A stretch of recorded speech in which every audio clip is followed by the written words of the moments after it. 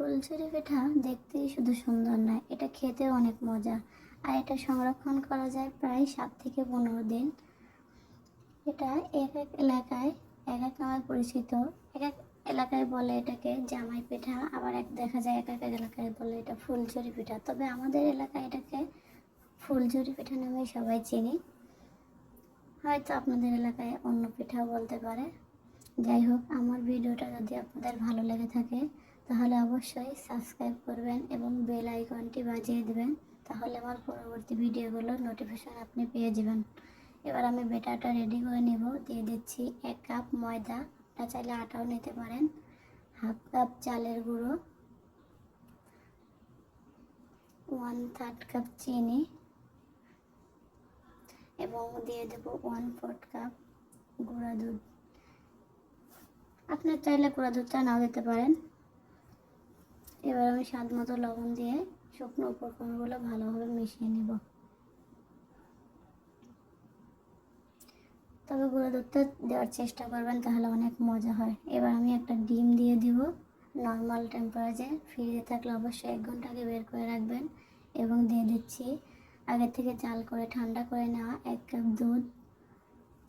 এটাকে আমি ভালোভাবে মিশিয়ে নেব।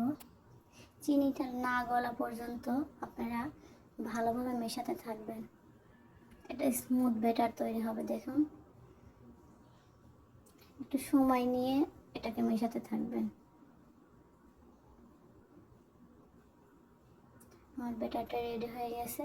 দেখুন, এই অবস্থায় এরকম থাকবে আর কি, গোলাটা যাতে আঙ্গুলের সাথে লাগে আর কি, এরকম অবস্থায় থাকবে। আমি 10 মিনিটের জন্য রেস্টে রেখে দেবো। ফিরে আসছি 10 মিনিট পরে। এবার আমি কড়াইতে পরিমাণ মতো তেল দিয়ে দেব।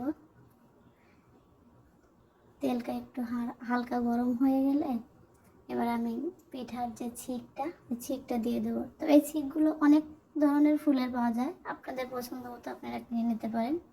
আমার কাছে এটা ছিল, আমি এটা দিয়ে বানিয়ে দেখালাম আপনাদেরকে। ছিকটা গরম হয়ে গেলে আমি ব্যাটারের মধ্যে দিয়ে, পুরোটা ডুবাবেন না, পুরোটা ডুবালে দেখা যায় লেগে যাবে, অল্প একটু বাদ রাখবেন। প্রথম পিঠাটা একটু লেগে যেতে পারে, আপনারা এটাকে ছাড়িয়ে নেবেন। পরেরগুলো দেখবেন অনেক সুন্দর হবে। আমি দেখাই দিচ্ছি আপনাদেরকে। আমি ভিডিওটা চাইলে স্কিপ করতে পারতাম, কিন্তু আপনাদের সুবিধার্থে আমি দেখাই দিলাম। আসলে প্রথম পিঠাটা একটু লেগে যেতে পারে। পরেরগুলো দেখুন কেমন সুন্দর হবে।